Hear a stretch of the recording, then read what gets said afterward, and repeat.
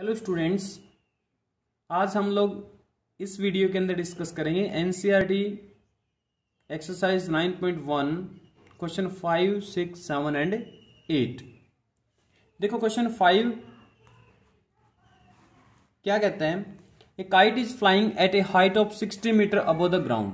कह रहे काइट है जो क्या है ग्राउंड से 60 मीटर हाइट के ऊपर है। तो हमने कहा कि के पोजीशन के ऊपर काइट है and this is your ground position. तो जो केजी रहेगा वो लेंथ कितनी हो जाएगी 60 मीटर, बिकॉज काइट कितनी हाइट पे है 60 मीटर पे है। फिर नेक्स्ट लाइन में वो क्या कहता है, the string attached to the kite is temporarily tied to a point on the ground. यानी कि ग्राउंड के ऊपर एक पॉइंट लिया और जो काइट से स्ट्रिंग अटैच्ड है उसको इस पॉइंट एस से टाई किया। ठीक है, the inclination of the string with the ground is 60 degree. Inclination का क्या मीनिंग है कि ये जो ग्राउंड के साथ जो एंगल बना रही है, ये जो स्ट्रिंग है कितना एंगल बना रही है 60 degree. Find the length of the string assuming that there is no slack in the string. कह रहा है इस स्ट्रिंग के अंदर कोई स्लैक नहीं है, तो इस स्ट्रिंग की क्या बताओ, लेंथ बताओ। ठीक है, तो एंगल ऑफ इंक्लिनेशन आपको पता चला कि ये जो है ये ग्राउंड के साथ जितना एंगल बनाती है उसको एंगल ऑफ इंक्लिनेशन बोला जाता है। ठीक है, अब देखो हमें लेंथ ऑफ स्ट्रिंग निकालनी है। तो लेंथ ऑफ स्ट्रिंग आपकी क्या हो जाएगी एस के आपको फाइंड आउट करना है, के जी आपको गिवन है। ठीक है, तो देखो इन दोनों साइड्स का यूज कर लेते हैं। तो के जी अपॉन एस के, तो के जी के side opposite to 60 divide by ये है आपका हाइपोटेनियस। तो G K G upon S K is equal to sine 60, और साइन 60 क्या होता है आपका √3/2। के जी आपको कितना गिवन है 60 डिवाइड बाय एस के, तो क्रॉस मल्टीप्लाई करेंगे तो क्या हो जाएगा S K into √3 is equal to 2 into 60। तो आपका एस के क्या आ जाएगा, देखो 60 को क्या लिख सकते हो, 60 को लिख सकते हैं 2 इंटू 3 इंटू 10 डिवाइड बाई √3, और √3 से 3 कैंसिल आउट होगा तो ये √3 बच जाएगा यहाँ। 4 इंटू √3 इंटू 10, तो ये क्या आ जाएगा 40 इंटू √3 मीटर। यानी कि लेंथ ऑफ स्ट्रिंग आपको क्या मिली 40 √3 मीटर आपकी लेंथ ऑफ स्ट्रिंग है। तो बेटा अभी तक जो हमने 5 क्वेश्चन किए हैं ये बेसिक क्वेश्चन थे एप्लीकेशन ऑफ ट्रिग्नोमेट्री में। 6th क्वेश्चन देखते हैं, एक इंपॉर्टेंट क्वेश्चन है। एक्चुअली जो एप्लीकेशन ऑफ ट्रिग्नोमेट्री के अंदर है इंपॉर्टेंट वो क्या है, फिगर, कि आप गिवन स्टेटमेंट से एग्जैक्ट उसकी जो फिगर है वो बना पा रहे हो या नहीं। अगर फिगर बन जाता है तो क्वेश्चन इजी है, अगर फिगर नहीं बनता तो आपके लिए क्वेश्चन बड़ा टिपिकल रहेगा। तो नेक्स्ट क्वेश्चन देखो ये क्या कह रहे हैं, a 1.5 metre tall boy is standing at some distance from a 30 metre tall building. यानी कि आपके पास में एक बिल्डिंग है, तो बिल्डिंग की हाइट हमने मान लिया कि पीसी है, तो बिल्डिंग की हाइट कितनी है 30 मीटर है, तो यानी कि पीसी कितना है 30 मीटर। और ये कह रहा है एक बॉय है, मान लो यहाँ एक बॉय खड़ा है, ये जो बॉय है यहाँ है, इसकी हाइट कितनी है 1.5 मीटर, ए आर क्या है 1.5 मीटर। ये कह रहे हैं the angle of elevation from his eyes to the top of the building increases from 30 degree to 60 degree as he walks towards the building. यानी कि ये यहां से क्या करता है बिल्डिंग की तरफ चलता है। मान लो आर पोजीशन पे था और थोड़ी डिस्टेंस कवर करके ये क्यू पोजीशन के ऊपर आया। ठीक है, यहां है भी इसकी आईज, तो कह रहे जो इसकी आईज का जो एंगल ऑफ एलिवेशन रहेगा, जब ये यहां था पोजीशन आर पे, तो एंगल ऑफ एलिवेशन क्या करता है 30 डिग्री से 60 डिग्री पे इंक्रीज करता है। यानी कि इस पॉइंट पे जो आईज का एंगल ऑफ एलिवेशन था टॉप के साथ वो कितना है 30 डिग्री, और जब पोजीशन क्यू के ऊपर है तो उस टाइम जो आईज का एंगल ऑफ एलिवेशन है वो क्या है 60 डिग्री है। अब बच्चे कई बार गड़बड़ करते हैं, यहां से एंगल ऑफ एलिवेशन बना देते हैं और क्वेश्चन गलत हो जाता है। तो एंगल ऑफ एलिवेशन किसका दे रखा है उसने, फ्रॉम हिज आईज, तो आईज के साथ एंगल ऑफ एलिवेशन बनाना है दोनों पोजीशन पे 30 डिग्री 60 डिग्री। ठीक है, अब देखो ये 1.5 है, तो बिल्कुल जब यहां से एक लाइन हॉरिजॉन्टल लाइन ड्रॉ करेंगे पैरेलल टू आरपी, तो जो पॉइंट बी बनेगा तो बीपी क्या रहेगा आपका 1.5 मीटर। अगर बीपी 1.5 है और पूरा पीसी 30 है तो बीसी कितना आ जाएगा 28.5, 30 - 1.5। यही हमने निकाला है। ठीक है, अब देखो, अब जो काम करेंगे हम लोग in triangle A B C and D B C में करेंगे। तो फर्स्ट ऑफ ऑल हम ले लेते हैं, अब हमें देखो निकालना क्या है, find the distance he walk toward the building, यानी कि वो यहां पॉइंट आर से पॉइंट आर क्यू के ऊपर जब गया है, वो पोजीशन चेंज की है, तो उसने कितनी डिस्टेंस कवर की जब एंगल 30 डिग्री से 60 डिग्री में चेंज हुआ। तो हमने कहा कि वो डिस्टेंस मान लेते हैं आर क्यू है, और आर क्यू जो डिस्टेंस है वो किसके इक्वल है, एडी के इक्वल है। तो हमें डिस्टेंस वॉक्ड कितनी है, एडी, तो एडी हमें निकालना है। ठीक है, तो फर्स्ट ऑफ ऑल देखो in triangle C D B,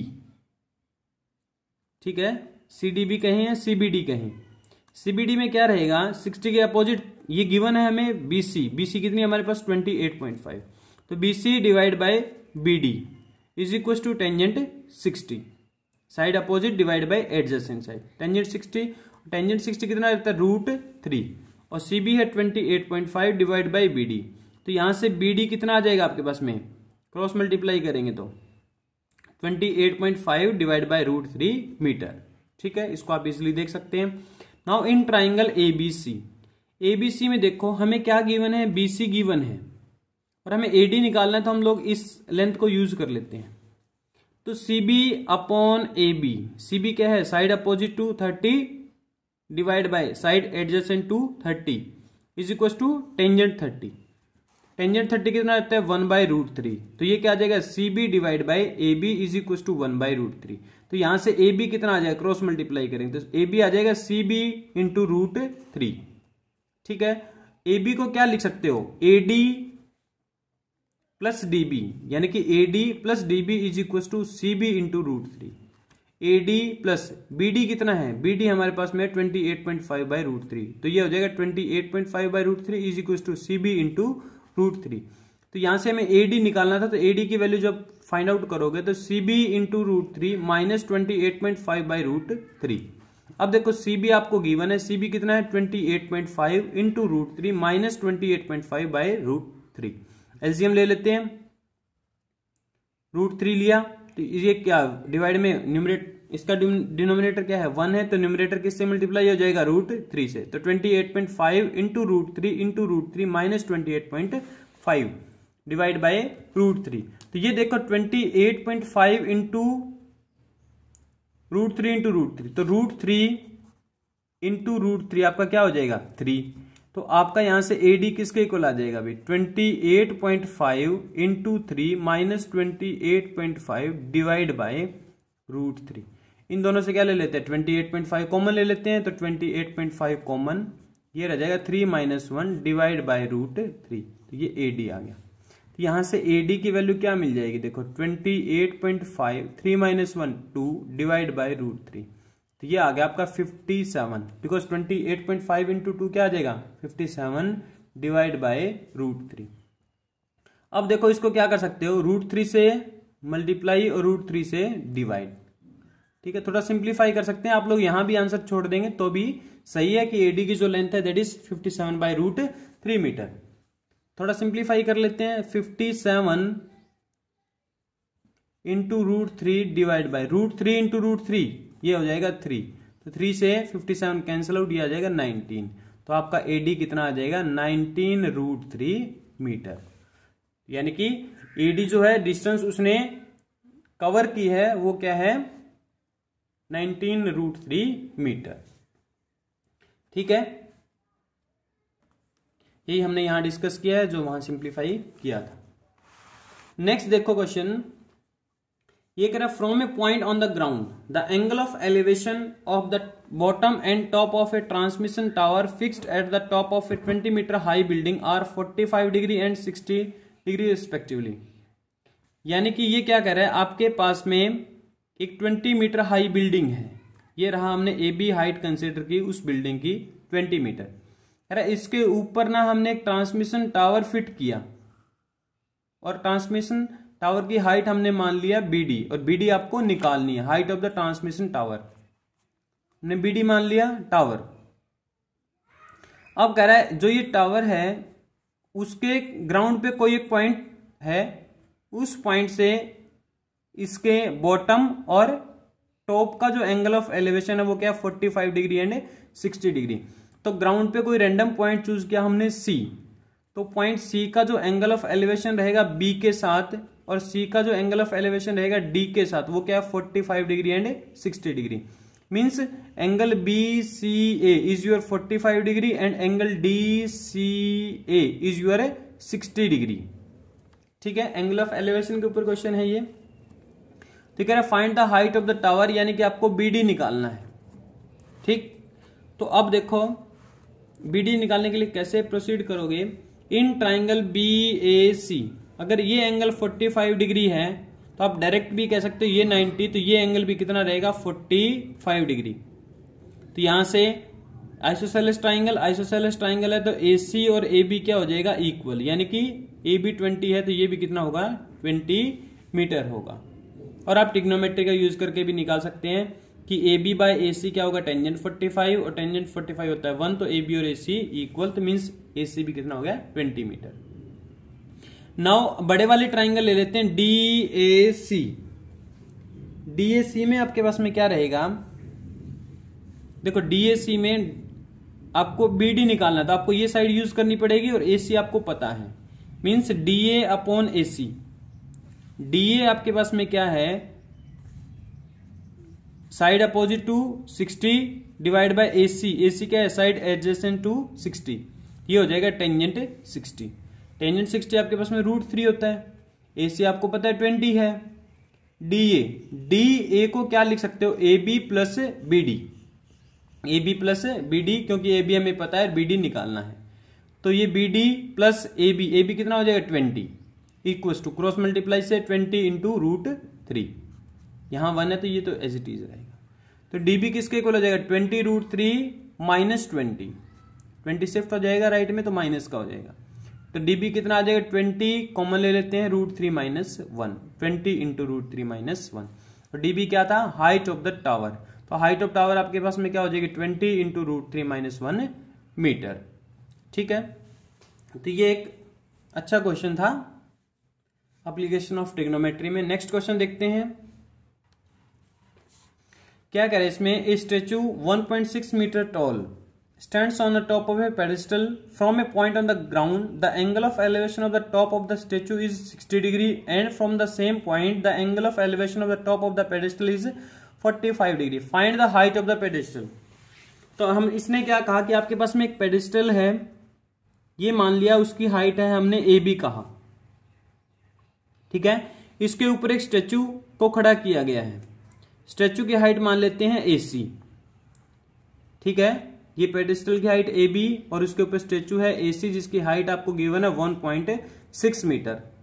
ये कह रहा है ग्राउंड के ऊपर कोई एक पॉइंट है तो वो पॉइंट हमने P चूज कर लिया। कह रहा है उस पॉइंट P से जो स्टेच्यू का टॉप है उसका तो एंगल ऑफ एलिवेशन है 60 डिग्री, यानी एंगल CPB कितना हो जाएगा 60 डिग्री। एंगल ऑफ एलिवेशन यही था कि हॉरिजॉन्टल से अबो किसी पॉइंट के ऊपर जो एंगल बनता है उसको क्या कहते हैं हॉरिजॉन्टल के साथ एंगल ऑफ एलिवेशन, यानी कि CPB आपका 60 डिग्री। फिर उसने कहा कि जो पेडेस्टल का टॉप है सेम पॉइंट से पेडेस्टल ऑफ टॉप का जो एंगल ऑफ एलिवेशन है वो 45 डिग्री, यानी कि APB आपका कितना है 45 डिग्री। ठीक है, तो अब तो आप यूज टू हो चुके हैं इसके एंगल ऑफ एलिवेशन के, और 45 डिग्री के साथ भी ये 45 ये 90 तो ये एंगल 45 डिग्री। आइसोसेलेस ट्राइंगल हो गया ABP, साइड AB और BP क्या हो जाएंगे आपके इक्वल। ठीक है, और आप ट्रिग्नोमेट्री का यूज करके भी ऐसे निकाल सकते हैं कि AB by BP is equal to tangent 45, tangent 45 होता है 1, तो AB और BP क्या हो जाएंगे इक्वल। नाउ बड़े वाले ट्राइंगल लेते हैं CBP। निकालना क्या है आपको height of the pedestal means AB निकालनी है। तो देखो CB side opposite to angle divide by PB side adjacent to angle 60 degree equals to क्या हो जाएगा टेंजेंट 60। टेंजेंट 60 आपका रहता है √3। CB को हम लोग क्या लिख सकते हैं AC plus AB, AC plus AB क्या हो जाएगा आपका CB। BP किसके इक्वल है आपका AB के इक्वल, तो BP को रिप्लेस कर दिया AB से। तो यहां से AC आपको पता है AC कितना है 1.6 पुट किया plus AB equals to cross multiply करके ये क्या हो जाएगा √3 इंटू ए बी, तो √3 ए बी को शिफ्ट करेंगे राइट में तो 1.6 इक्वल टू हो जाएगा √3 AB माइनस ए बी, यहां से ए बी कॉमन आउट, ये हो जाएगा √3 माइनस 1। तो यहां से ए बी के वैल्यू जब निकालेंगे तो A B equal to 1.6 divide by √3 minus 1, तो ये आपकी क्या आ गई A B height of the pedestal. इसको थोड़ा और सिंप्लीफाई कर सकते हैं, अगर आप यहां भी छोड़ देंगे देन इट्स ओके, बट इसको हमने रेशनलाइजेशन पढ़ रखा है अच्छे से, तो हम इसको और सिंप्लीफाई कर सकते हैं। तो यहां से √3 माइनस 1 को रेशनलाइज करेंगे तो क्या हो जाएगा √3 प्लस 1 से मल्टीप्लाई और √3 प्लस 1 से डिवाइड, तो ए बी क्या हो जाएगा 1.6 into √3 plus 1 divide by √3 minus 1 into √3 plus 1, तो ये हो जाएगा 3 माइनस 1, 3 माइनस 1 क्या हो जाएगा 2, 1.6 इंटू √3 प्लस 1 डिवाइड बाई 2, तो 1.6 डिवाइड बाई 2 क्या हो जाएगा, इसको कैंसिल आउट करेंगे तो ये हो जाएगा 0.8, तो 0.8 इंटू √3 प्लस 1 मीटर। तो ए बी क्या था आपका हाइट ऑफ पेडेस्टल, तो हाइट ऑफ पेडेस्टल आपको क्या मिला 0.8 इंटू √3 प्लस 1 मीटर। ठीक है, ये भी बेटा एक आपका इंपॉर्टेंट क्वेश्चन है। इवन सीबीएसई के जो फाइनल एग्जाम रहते हैं बोर्ड एग्जाम, उनके अंदर 9.1 से श्योरली एक क्वेश्चन बनता ही बनता है। ठीक है, तो ये थे आपके question number 4, 5, 6, 7 and 8 NCERT exercise 9.1। अगर आपको वीडियो अच्छा लगा हो, क्वेश्चन आपको अच्छे से समझ आए हो, तो please like and subscribe my channel. Thank you. और कोई डाउट हो तो कमेंट सेक्शन में लिखना ना भूलें।